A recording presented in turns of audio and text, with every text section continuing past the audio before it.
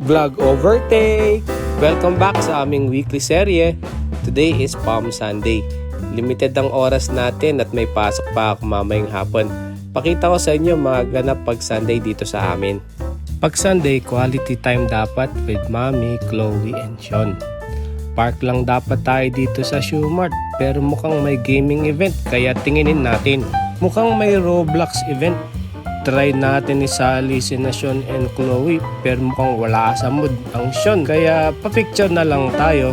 Pero next time sasali ko na sila. Sayang yung 2,500 na price eh. Pwede namang lakarin papuntang simbahan pero feel namin mag-elevator. Mainit at di maganda gising ng mga anak ko today kaya hanap na lang ng paraan para kahit papano mawala ang mga simangot nila. Mukhang effective naman kahit papano.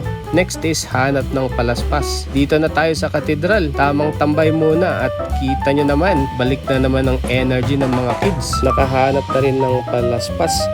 Di ganun karami ang mga tao ngayon.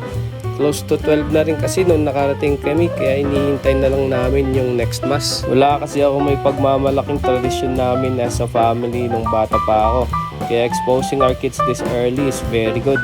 Lumaki lang kasi akong kasamang nanay ko eh. Tapos na ang mass at parang gusto namin mag corn dog. Pero bago nyan, bili muna tayo ng ticket para makatulong sa church. Baka sakali na manalo tayo ng 4x4 na furniture. Dito lang pala malapit sa school nila Sean at Chloe yun. Welcome to Chung Chung! Dito sponsored ah. Pero kung gusto nyo, baka naman. Most of the time, pag mordyot kaming lahat, alam ko naman pagkain lang ang katapat nito.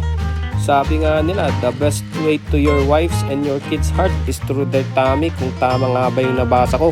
Masarap dito guys. May rice na rin kaya saktong pang lunch na.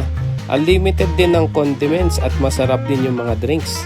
Tignan mo ito, subuhan niya daw ako. Minsan na nga lang magpasubo, di pa inayos. O ito naman, painumin ko rin siya.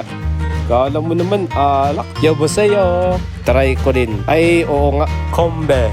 Parang alak nga. Super satisfied na naman kami. Next is, bili naman tayo ng pangtanggal ng balahibo ni China sa damit upuan. At hindi ko alam kung anong tawag dyan. Pero punta tayo sa DIY. Kung yung mga ngiting yan, wala talaga akong tiwala dito. Ito yung reason kung bakit. Tignan nyo, sabi ko yung panglinis lang. Pero kung ano-ano na naman ang nakita, wala talaga tayong magagawa. Boss, bilhin ko talaga lahat para sa'yo sa ngalan ng pag-ibig. Kung ano nakita mo, bilhin mo. And take my money. Ayun, nahanap na rin natin yung panlinis at pangtanggal ng balahibo ni China sa damit upuan. At di ko alam kung anong tawag dyan. Pinagpili ako pero siya rin na nasunod. Tingin din ako ng tools para sa sasakyan at sa bahay. Pero bakit nandito ako sa tissue section? Mali, wrong. Dito sa store na to, kabisado na ng mga anak ko eh. Alam ko na kung saan hanapin tong mga to. Walang iba, syempre, kundi dun sa toy section. Papalaruin ko sila. Tapos pag may nakita silang gusto nila at kung pasok sa budget, bilhin natin. Pero kung hindi, then unahin natin yung importante sa bahay. Sige Kitty, bayaran mo na yan. Siguro naman nabili mo na lahat. Sa'yo na puso ko't kaluluwa. Iyon na rin pati laman ng wallet ko. Thank you sir. Thank you Mr. DIY.